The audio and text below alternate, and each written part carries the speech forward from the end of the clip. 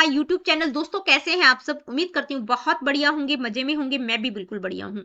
तो शॉर्ट और crisp topics जो मैं आप लोगों के लिए लेकर आ रही हूँ, ये आपको हर जगह हेल्प करेंगे। चाहे आप यूजीसी नेट की तैयारी कर रहे हैं एजुकेशन सब्जेक्ट में, चाहे आप बीएड कर रहे हो, एमएड कर रहे हो, किसी भी स्टेट के टेट का प्रिपरेशन कर रहे हो, या किसी भी टीचिंग एग्जाम की तैयारी कर रहे हो, वहां पर ये टॉपिक्स आप लोगों को बहुत ज्यादा हेल्प करेंगे। तो फिलॉसफी से रिलेटेड टॉपिक्स हम डिस्कस कर रहे थे।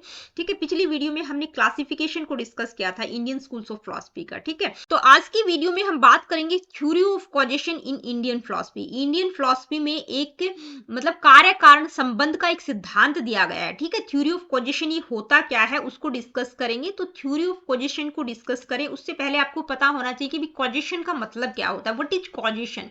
यानी कि कॉजेशन को हम हिंदी में कहेंगे कार्य कारण संबंध। ठीक है, कॉजेशन क्या है?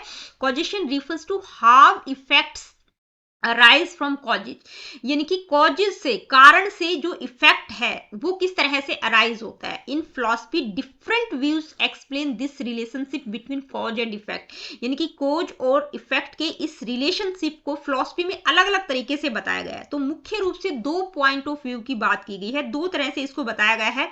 एक है सत्कार्यवाद जिसको सांख्य फिलॉसफी में यूज किया जाता है, दूसरा है असत्कार्यवाद जिसको न्याय फिलॉसफी में यूज किया जाएगा। ठीक है, तो ये सत्कार्यवाद का आपका आगे आएगा जब हम सांख्य फिलॉसफी डिस्कस करेंगे। तो उससे पहले आपको ये थ्योरी ऑफ कॉजेशन पता होना चाहिए। ठीक है, यानी कि कार्य कारण संबंध क्या है। तो ये दो पॉइंट ऑफ व्यू की हमने बात की, यानी कि टू मेन व्यूज है, सत्कार्यवाद और असत्कार्यवाद। तो सत्कार्यवाद को थ्योरी ऑफ रियल इफेक्ट के नाम से भी जाना जाता है जो सांख्य फिलॉसफी में यूज किया जाता है, और असत्कार्यवाद को थ्योरी ऑफ अनरियल इफेक्ट के नाम से भी जाना जाता है। ठीक है, तो सबसे पहले डिस्कस करेंगे सांख्य थ्योरी ऑफ कॉजेशन जिसको सत्कार्यवाद भी कहा जाता है, यानी कि ये सत्कार्यवाद सांख्य थ्योरी में यूज किया जाता है। ठीक है, यानी कि सांख्य थ्योरी ऑफ कॉजेशन क्या है। दूसरा है न्याय थ्योरी ऑफ कॉजेशन, ठीक है, जिसको असत्कार्यवाद कहा गया है। तो सबसे पहले सत्कार्यवाद या सांख्य थ्योरी ऑफ कॉजेशन को डिस्कस कर लेते हैं। इसका मतलब क्या होता है? द इफेक्ट, इफेक्ट का मतलब जो रिजल्ट है, is already present in the cause in a potential form before it becomes visible और एक्चुअल। तो सांख्य थ्योरी ऑफ कॉजेशन या सत्कार्यवाद का मतलब क्या है कि भाई जो इफेक्ट है, जो रिजल्ट है, वो पहले से ही खोज में ऑलरेडी एग्जिस्ट करता है। यानी कि जो इफेक्ट है वो कोई नई क्रिएशन नहीं है, बल्कि सिर्फ जो ऑलरेडी एग्जिस्ट करता था उसको ट्रांसफॉर्म किया गया है। ठीक है, उसको सिर्फ उसका सिर्फ रूप बदला है।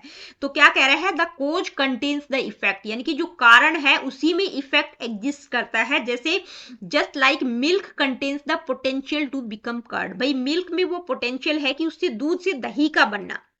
तो दूध क्या है? कॉज है, और दही क्या है?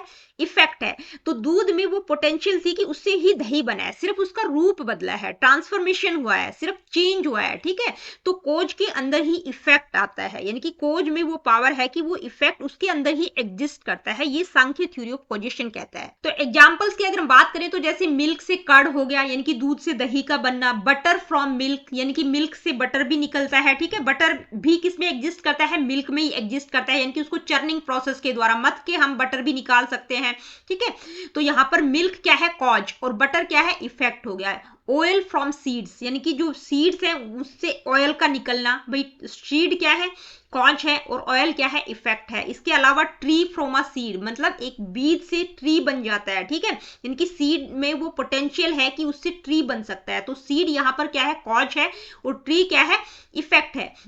Gold ornaments from a gold बार, भाई कोई गोल्ड की बार है उससे गोल्ड ऑर्नामेंट्स का बनना। Cotton thread to fabric, energy from food, juice from fruits. ठीक है, तो ये किसके एग्जांपल्स हैं? सत्कार्यवाद के, यानी कि जो कॉज है उसमें ही इफेक्ट एग्जिस्ट करता है पहले से ही, सिर्फ ट्रांसफॉर्मेशन हुआ है, सिर्फ उसका रूप बदला है।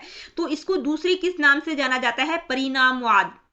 परिणामवाद का मतलब क्या है? कि इफेक्ट इज अ ट्रांसफॉर्मेशन। ठीक है, यानी कि इफेक्ट सिर्फ एक परिणाम है, ट्रांसफॉर्मेशन है, सिर्फ चेंज है। ठीक है, जो कि कॉज में ऑलरेडी एग्जिस्ट करता था। अब देखिए, आपसे ये भी तो पूछा जा सकता है कि भाई जो मिल्क है वो क्या है? कॉज है, और मिल्क से दही का बनना वो क्या है? इफेक्ट है। तो जो कॉज है, यानी कि जो मिल्क है, कॉज क्या है? कॉज कहां से आया? तो इन सब का, तो जितनी भी मटेरियलिस्टिक चीजें हैं, यानी कि जितनी भी मटेरियल थिंग्स है, उनका अल्टीमेट कॉज क्या है? प्रकृति है, नेचर है। ठीक है, कहां से आया, नेचर से। इसके बाद बात करेंगे न्याय थ्योरी ऑफ कॉजेशन, जिसको असत्कार्यवाद कहा गया है या थ्योरी ऑफ अनरियल इफेक्ट के नाम से भी इसको जाना जाता है। ये न्याय थ्योरी ऑफ कॉजेशन क्या कहती है, the effect does not exist in the cause before it is produced, the effect is a new beginning. यानी कि ये न्याय थ्योरी ऑफ कॉजेशन कहती है कि भाई जो इफेक्ट है वो कॉज में एग्जिस्ट नहीं करता, वो एक न्यू बिगनिंग है, न्यू क्रिएशन है, ठीक है।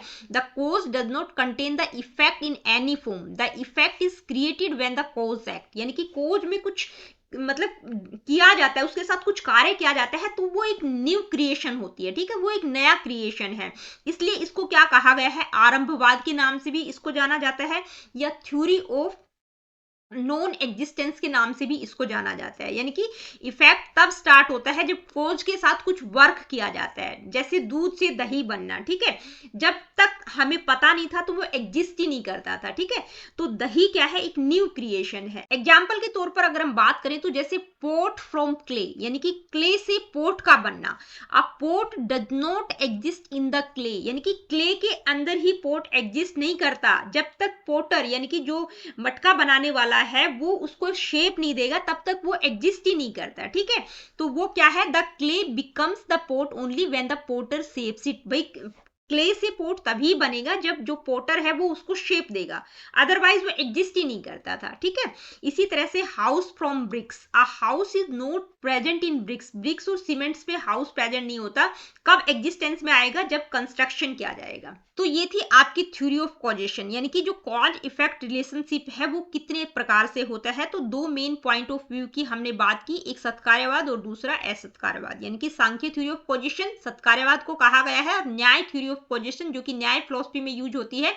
तो देखिए ये हमने पढ़ा थ्योरी ऑफ कॉजेशन, यानी कि दो पर्सपेक्टिव, कॉज इफेक्ट रिलेशनशिप कितने तरह से होता है, दो पर्सपेक्टिव्स की हमने बात की, एक सत्कार्यवाद और एक असत्कार्यवाद, ये आपको पता होना चाहिए। तो दोस्तों आज की वीडियो में इतना ही, मिलती हूँ आप लोगों से अपनी अगली वीडियो में एक नए टॉपिक के साथ। Be happy and keep smiling. देखिए वीडियो सेशंस आप लोगों को पसंद आते हैं तो please like share and do subscribe the education classes.